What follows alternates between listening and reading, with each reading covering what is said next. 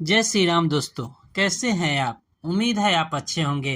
दोस्तों, मेरी प्रयास रहता है कि रामायण से जुड़ी छोटी से छोटी और बड़ी सारी पल कहानियाँ आपके साथ शेयर करूं और प्रभु श्री राम का आशीर्वाद आप पर सदा बना रहेगा।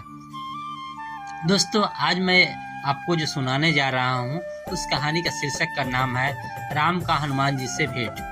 यह रामायण की प्रमुख कहानी में से एक है। कृपया ध्यान से सुनिएगा, आपको अच्छा लगेगा। कमल उत्पल तथा मछलियों से परिपूर्ण पंपा सरोवर के पास पहुंचने पर वहां के रमणीय दृश्यों को देखकर राम को फिर सीता का स्मरण हो आया और वे पुनः विलाप करने लगे। उन्होंने लक्ष्मण से कहा, हे सौमित्र, इस पंपा सरोवर का जल वैदुरमणि के समान स्वच्छ एवं श्याम है। इसमें खिले हुए कमल, पुष्प और कीड़ा करते हुए जल पक्षी कैसे सुशोभित हो रहे हैं। चैत्र माह ने वृक्षों को पल्लवित कर फूलों और फलों से समृद्ध कर दिया है। चारों ओर मनोहर सुगंध बिखर रही है। यदि आज सीता भी अपने साथ होती तो इस दृश्य को देखकर कितना प्रफुल्लित होता।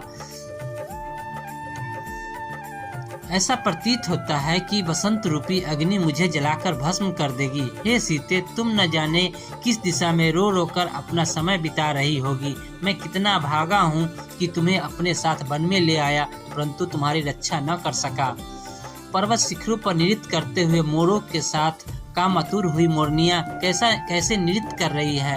हे लक्ष्मण, जिस स्थान पर सीता होगी, यदि वहां भी इस प्रकार का बसंत खिला होगा तो वहां उसके विधिंग हृदय को कितनी पीड़ा पहुंचा होगा। वह अवश्य ही मेरे वियोग में रो रो कर अपने प्राण दे रही होगी। मैं जानता हूँ वह मेरे बिना पानी से बाहर निकली हुई मछली की भांति तड़प रही होगी। उसकी वही दशा हो रही होगी जो आज मेरी हो रही है, अपितु मुझसे अधिक ही होगी, क्योंकि स्त्रियां पुरुषों से अधिक भावुक और कोमल होती है। यह संपूर्ण दृश्य इतना मनोरम है कि यदि सीता मेरे साथ होती तो इस स्थान को छोड़कर मैं कभी अयोध्या न जाता, सदैव उसके साथ यहीं रमन करता। किंतु यह तो मेरा स्वप्न मात्र है। आज तो यह अभागा प्यारी सीता के वियोग में वनों में मारा फिर रहा है। जिस सीता ने मेरे लिए महलों का सुख परित्याग किया, मैं उसी की वन में रक्षा नहीं कर सका। मैं कैसे यह जीवन धारण करूं? मैं अयोध्या जाकर किसी को क्या बताऊंगा? माता कौशल्या को क्या उत्तर दूंगा? मुझे कुछ सुझाई नहीं देता। मैं इस विपत्ति के पहाड़ के नीचे दबा जा रहा हूँ। मुझे इस विपत्ति से छुटकारे का कोई उपाय नहीं सूझ रहा है। मैं यही परस्पर पंपासार में डूबकर अपने प्राण दे दूंगा। भाई लक्ष्मण, तुम अभी अयोध्या लौट जाओ। मैं अब जनक नंदिनी सीता के बिना जीवित नहीं रह सकता। बड़े भाई की यह दशा देखकर लक्ष्मण बोले, हे पुरुषोत्तम श्री राम, आप शोक न करे। हे तात रघुनंदन, यदि रावण पाताल में या उससे भी अधिक दूर चला जाए तो भी वह किसी भी तरह जीवित नहीं रह सकता। आप पहले उस पापी राक्षस का पता लगाइए, फिर वह सीता को वापस करेगा या अपने प्राणों से हाथ धो बैठेगा। आप तो अत्यंत धैर्यवान पुरुष हैं। आपको ऐसी विपत्ति में सदैव धैर्य रखना चाहिए। हम लोग अपने धैर्य, उत्साह एवं पुरुषार्थ के बल पर ही रावण को परास्त कर सकते हैं। आप धैर्य का धारण करें कृपया। लक्ष्मण के इस प्रकार से समझाने पर अत्यंत संतप्त राम ने शोक और मोह का परित्याग कर धैर्य धारण किया। वह पंपा सरोवर को लांघकर आगे बढ़े। चलते चलते जब वह ऋषि मुख पर्वत के निकट पहुंचे तो अपने साथियों के साथ उस पर्वत पर विचरण करने वाले बलवान वानर राज सुग्रीव ने इन दोनों तेजस्वी युवकों को देखा। इन्हें देखकर सुग्रीव के मन में शंका हुई और उन्होंने अपने मंत्रियों से कहा, निश्चय ही वाली ने इन धनुर्धारी वीरों को छद्मवेश में भेजा है। भयभीत होकर सुग्रीव अपने मंत्रियों के साथ ऋषिमुख पर्वत की शिखर की ओर चले गए।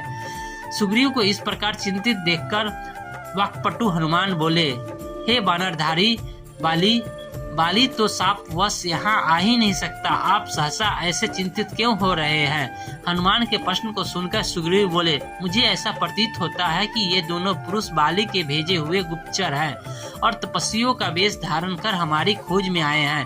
हमें इनकी ओर से निश्चित नहीं होना चाहिए। हनुमान, तुम भेष बदलकर इनके पास जाओ और इनका संपूर्ण भेद ज्ञात करो। यदि मेरा संदेह ठीक हो तो शीघ्र इस विषय में कुछ करना। सुग्रीव का निर्देश पाकर हनुमान भिक्षु का वेश धारण कर राम और लक्ष्मण के पास पहुँचे। उन दोनों को प्रणाम करके वे अत्यंत विनीत एवं मृदु वाणी में बोले, हे वीरों, आप दोनों सत्य पराक्रमी एवं देवताओं के समान प्रभावशाली जान पड़ते हैं। आप लोग इस वन प्रदेश में किस लिए आए हैं? आपके अंगों की कांति स्वर्ण के समान प्रकाशित हो रही है। आपकी विशाल भुजाओं और वीर वेश को देखकर ऐसा प्रतीत होता है कि आप इंद्र को भी परास्त करने की क्षमता रखते हैं, परंतु फिर भी आपका मुखमंडल कुमलाया हुआ है और आप ठंडी सांसें भर रहे हैं। इसका क्या कारण है? कृपया आप अपना परिचय दीजिए। आप इस प्रकार मौन क्यों हैं? यह पर्वत पर वानर श्रेष्ठ सुग्रीव रहते हैं। उनके भाई बाली ने उन्हें घर से निकाल दिया है। वानर राशि मुनि सुग्रीव आप दोनों से मित्रता करना चाहते हैं। उन्हीं की आज्ञा से मैं आपका परिचय प्राप्त करने के लिए यहाँ आया हूँ। मैं वायु देवता का पुत्र हूँ और मेरा नाम हनुमान है। मैं भी वानर जाति का हूँ। अब आप कृपया अपना परिचय दीजिए। मैं सुग्रीव का मंत्री हूँ और इच्छा अनुकूल भेष बदलने की क्षमता रखता हूँ। मैंने आपको सब कुछ बता दिया है। आशा है आप भी अपना परिचय देकर मुझे कृतार्थ करेंगे और वन में पधारने का कारण बताएंगे। हनुमान की चतुराई भरी स्पष्ट बातों को सुनकर राम ने लक्ष्मण से कहा, हे सौमित्र, इनकी बातों से मुझे पूर्ण विश्वास हो गया है कि ये महामनस्वी वनराज सुग्रीव के सचिव है और उन्हीं के हित के लिए यहाँ आए हैं। इसलिए तुम निर्भय होकर इन्हें सब कुछ बता दो। राम की आज्ञा पाकर लक्ष्मण हनुमान जी से बोले, हे वानर श्रेष्ठ, सुग्रीव के गुणों से हम परिचित हो चुके हैं। हम उन्हें ही खोजते हुए यहाँ तक आए हुए हैं। आप सुग्रीव के कथा अनुसार जब मैत्री की बात का चला ही रहे हैं, वह हमें स्वीकार है। हम अयोध्यापति महाराज दशरथ के पुत्र हैं। ये श्री रामचंद्र जी हैं, उनके ज्येष्ठ पुत्र, और मैं इनका छोटा भाई लक्ष्मण हूँ। 14 वर्ष का वनवास पाकर ये वन में रहने के लिए अपने धर्मपत्नी सीता और मेरे साथ आए हैं।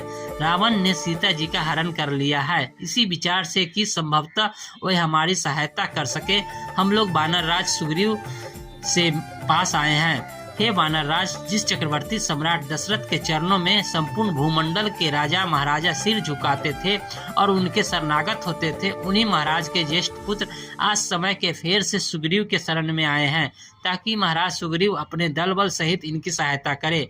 इतना कहते हुए लक्ष्मण के कंठ अवरुद्ध हो गया।